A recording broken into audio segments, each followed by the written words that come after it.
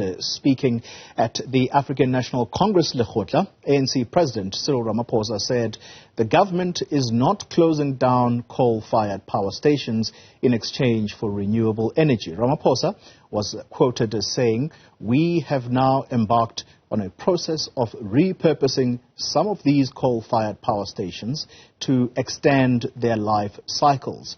So what does this pronouncement by the president mean for the just energy transition? Let's speak now to Liz McDaid, strategic lead at the Green Connection. Liz, good morning to you, and thank you always for your time. The president very clear, speaking in his capacity as leader of the governing party, and that is that South Africa is not going to move away from coal anytime soon.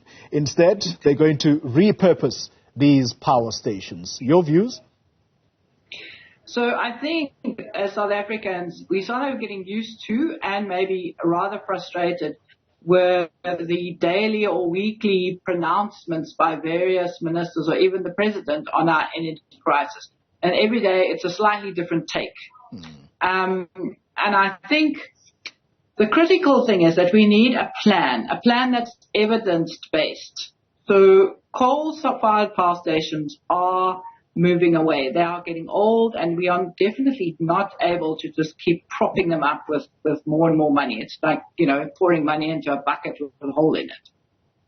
I think the president was also referring to Medupi and Kusile, which are supposedly new power stations, coal-fired power stations, which clearly would probably run to the end of their life. And part of the issue with that is, of course, that there's all sorts of accusations around corruption and that they keep breaking down. So I don't think that we are talking two different pathways, but it's very difficult to see the wood for the trees. So overall, I think we have an energy transition, which is moving away from fossils. Yeah. But every time a different minister opens their mouth, you're going in a different direction. And Let's say that the Green Connection we've launched a court case 10 days ago, and all we want is that there's a piece of legislation which says we have to have a plan, and it says that the public should get to comment on that plan, which should be reviewed every year.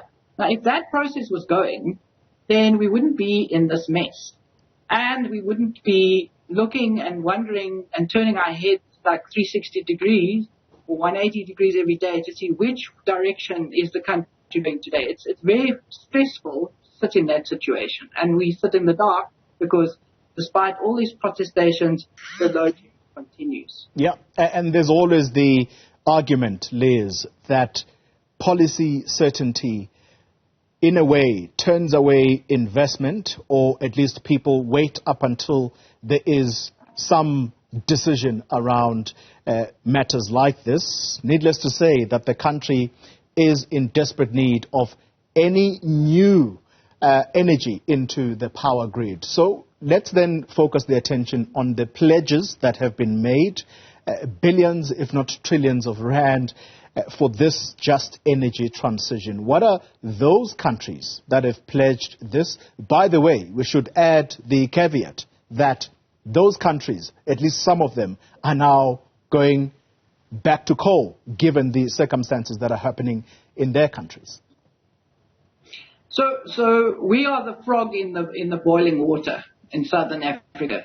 So we, as the planet heats up, as climate change worsens, we're the people that are facing the consequences. So we don't have a choice whether we need to adapt and whether we need to change. We are boiling. So the transition plan is that if we've got money, that we are being given money to help us transition and help us adapt, then we should be taking that money. But that's not the end of the story. Well, firstly, I think the money that we have been offered at the moment is concessional finance. It's low interest rates, sort of windows of 3 to 5 years where you don't have to pay anything. So that's all very well. But there's another issue here.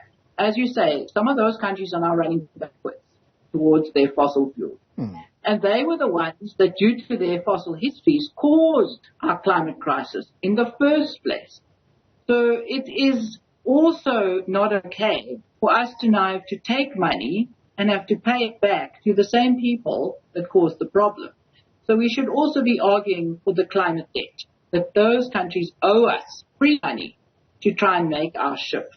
Making our shift is good for us. It creates jobs, it creates potential for new industries, and it will provide cleaner air, better environment, and hopefully it will then mean that energy will be affordable because you won't be depending on ever decreasing piles of fossils. So It's good news, but we should be looking at how we fund and move that good news. And again, I come back to a plan.